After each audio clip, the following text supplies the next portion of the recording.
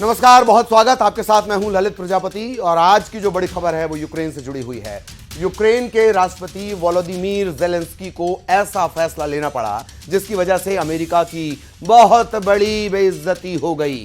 America ने अपना जो सबसे खास हथियार यूक्रेन भेजा था उसको पुतिन ने चुन चुन कर मारा है। अमेरिका के होश उड़े हुए हैं कि यूक्रेन के युद्ध का फैसला बहुत जल्द होने के आसार नजर आने लगे हैं।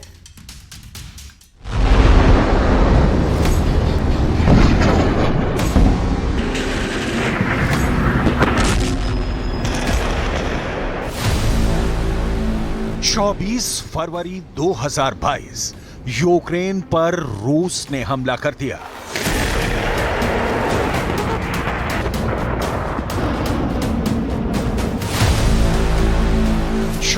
मई 2024 क्या रूस अब यूक्रेन पर फतह हासिल कर लेगा?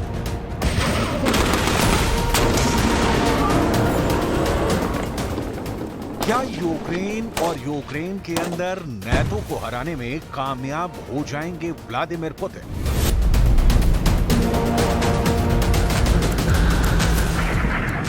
और क्या इस हार की सबसे बड़ी वजह बन जाएगा अमेरिका का वो शक्तिशाली टैंक जिसे बाइडेन ने बहुत उम्मीदों के साथ वोलोदिमीर ज़ेलेंस्की के हवाले किया था? यूक्रेन से अमेरिका के इस एब्रम टैंक्स पर हुए हमले ने व्हाइट हाउस से लेकर पेंटागन तक दहशत फैला दी है।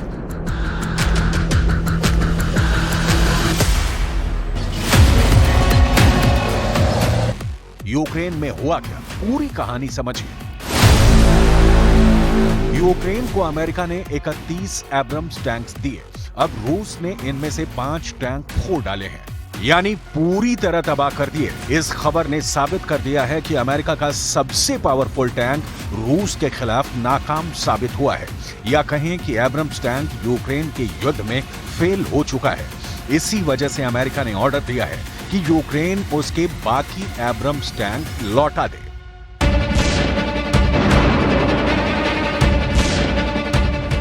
एक टैंक ने बाइडेन की इतनी बड़ी बेइज्जती करवा दी कि अमेरिका ने टैंक वाली पावर डबल करने की बजाय यूक्रेन से अपने टैंक हटाने का ही फैसला कर लिया। इसकी बड़ी वजह बने हैं रूस के किलर ड्रोन, जो एक शिकारी की तरह यूक्रेन के ठिकानों का शिकार कर रहे हैं।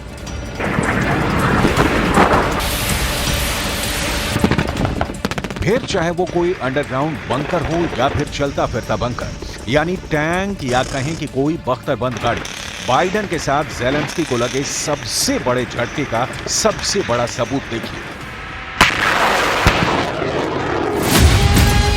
जब अमेरिका की तरफ से हजारों करोड़ की मदद का ऐलान किया गया तो ज़ेलेंस्की ने अमेरिका से मिले अटैकम्स का जिक्र किया, हाइमर्स के बारे में बताया, लेकिन सबसे खास एब्रम्स टैंक का नाम नहीं लिया। І ракет для хаймарсів до необхідної ППО і техніки.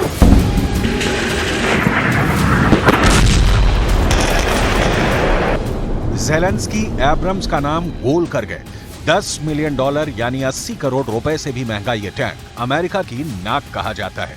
लेकिन ज़ेलेंस्की ने अमेरिका की नाक यूक्रेन युद्ध में कटवा दी है। रूस ने इस टैंक को घेर कर मारा है,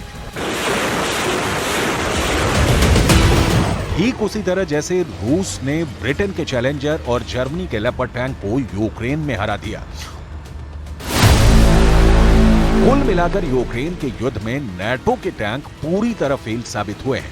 ये चाहे जर्मनी का लेपर्ड टैंक हो, चाहे ब्रिटेन का चैलेंजर टैंक हो, या फिर अमेरिका का एब्रम्स टैंक। ये बात अब 100% पुख्ता मानी जा रही है। इसका दावा यूरोप के वॉर एक्सपर्ट भी कर रहे हैं। आखिर यूक्रेन के युद्ध में उतरने पर नेटो की ये शान कैसे एक के बाद एक पुतिन का शिकार बने और रूस इन्हें चुन चुन कर मारता गया। ये वो टैंक हैं जिन पर पूरा नेटो गर्व करता है, जिन्हें दुनिया के सबसे बेहतरीन फाइटर मशीन कहा जाता है, जिन्हें युद्ध में गेम चेंजर कहा जाता है। चाहे लेपर्ड हो या चैलेंजर हो या फिर अमेरिका का एब्रम्स टैंक, इन तीनों टैंक का सबसे बड़ा दुश्मन बना रूस का लैंसर ड्रोन। रूस के लैंसर ड्रोन के आगे ये टीन के कनस्तर साबित हुए। इन तीनों टैंकों का सबसे बड़ा किलर रूस का लैंसर ड्रोन ही साबित हुआ है।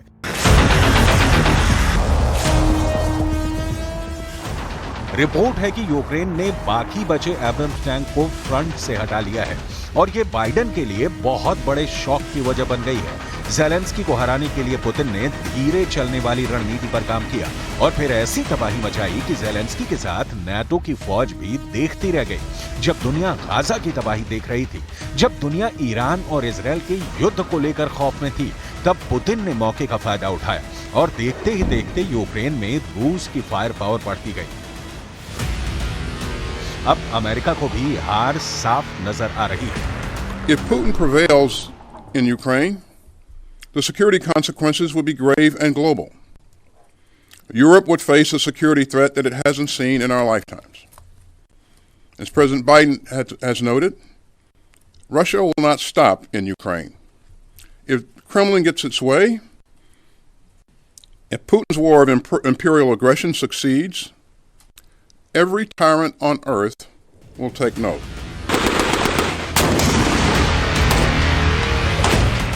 एब्रम्स टैंक का मारा जाना और उसके दिन दहाड़े मर्डर को छुपाना अमेरिका के रक्षा मंत्री अपने नुकसान को समझते हैं, लेकिन वो किसी तरह बाइडेन और पूरे नाटो की बेइज्जती को छुपाने की कोशिश कर रहे हैं।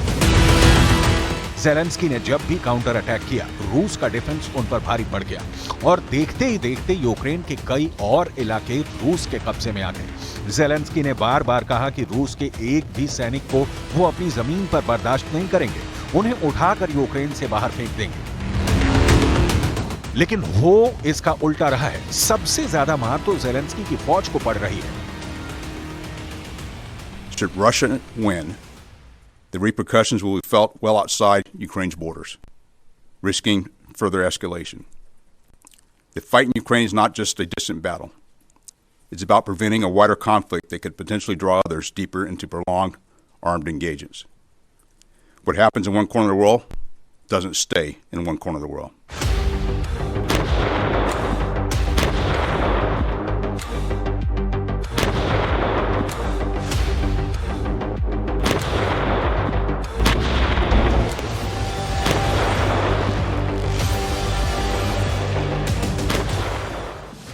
अमेरिका और नाटो के हथियारों के लिए रूस का लैंसेट नाम का यह सस्ता ड्रोन बहुत बड़ा काल बनकर आया है। इसका यह वीडियो बहुत वायरल हुआ है। इस वीडियो ने पक्का बता दिया कि पुतिन अब चुन चुन कर मार रहे हैं। इस वीडियो को गौर से देखिएगा, क्योंकि इस वीडियो में ज़ेलेंस्की को डराने वाला बहुत बड़ा धमाका है। यूक्रेन को नाटो से मिला लेपर्ड टैंक ज़ैपोरिज़िया के पास अपना टारगेट तलाश रहा है। रूस का ड्रोन इसे ऊपर से देख रहा है और फिर एंट्री होती है रूस के आत्मघाती ड्रोन लैंसेट की। कैमरा 1, लेपर्ड टैंक अपने टारगेट को ढूंढ रहा है। कैमरा 2, लेपर्ड टैंक पर रूस का लैंसेट ड्रोन अटैक करता है। कैमरा 3, लैंसेट ड्रोन से रिकॉर्ड किया वीडियो बताता है कि उसने लेपर्ड का शिकार कैसे किया।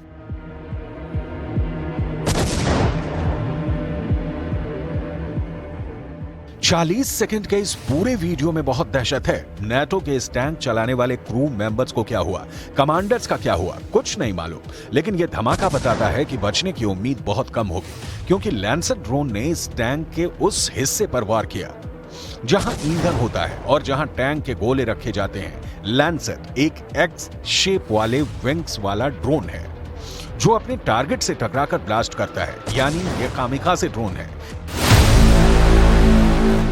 लैंसेट 3 यूक्रेन युद्ध का सबसे खतरनाक हथियार बनकर उभरा है। इस ड्रोन से रूस ने नाटो के सप्लाई किए गए 45% हथियार खत्म कर दिए हैं। इसमें M777 तोप है, इसमें हाइमर्स मल्टी रॉकेट सिस्टम है और अब लैंसेट के शिकार में लेपर्ड का नाम भी शामिल हो चुका है। Lancet 3 has a very important role. It is a system that can strike in depth at the Ukrainian assets, and Lancets are going after high-priced targets such as artillery systems, rocket systems, as well as single systems like tanks and others.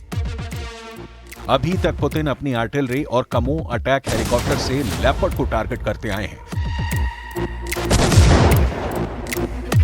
लेकिन Lancet drone तो बहुत ही किफायती साबित हो रहा है। इस बहुत ही आम से ड्रोन ने पूरे नाटो की नींद उड़ाकर रख दी है।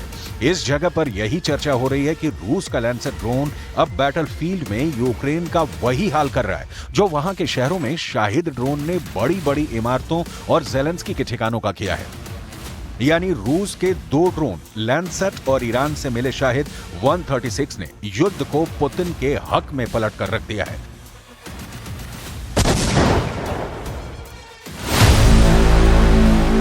इसीलिए पूछा जा रहा है कि फरवरी 2022 में जो युद्ध यूक्रेन में शुरू हुआ, क्या रूस उसका अंत मई 2024 में जीत के साथ करेगा?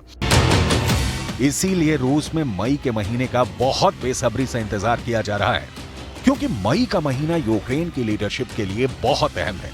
अमेरिका ने युद्ध बढ़ाने के लिए अरबों डॉलर के फंड तो जारी कर दिए, लेकिन उससे भी यूक्रेन का भविष्य सामने नजर आ रहा है।